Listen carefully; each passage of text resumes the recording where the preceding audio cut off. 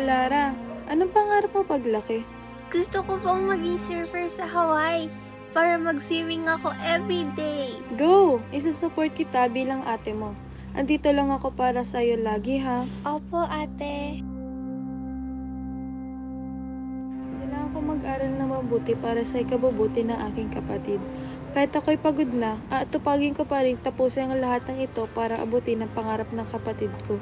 Kung walang kikilos sa aming pamilya, andi sino?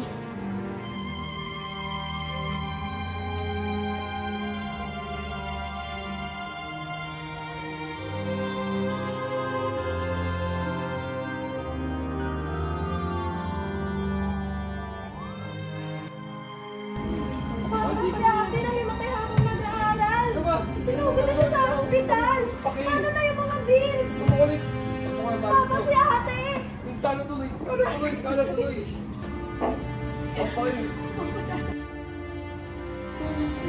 We are looking for a caretaker here in Hawaii because my husband is currently ill.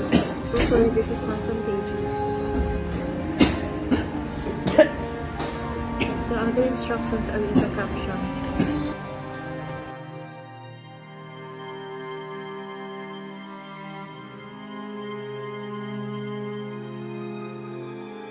Andito nga ako sa Hawaii, pero bilang kasambahay lamang.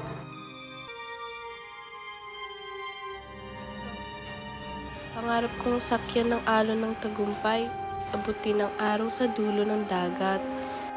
Ngunit mas pinili kong maging pader, sandigan ng tahanan sa gitna ng unos.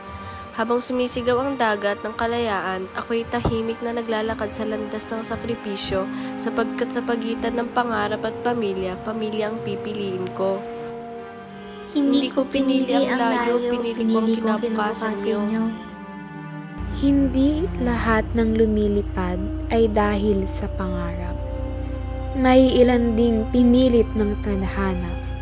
Sa bawat hakbang palayo, puso'y naiwan sa tahanan para sa kinabukasang mas maliwanag kahit kapalit ang sarili patungo sa liwanag.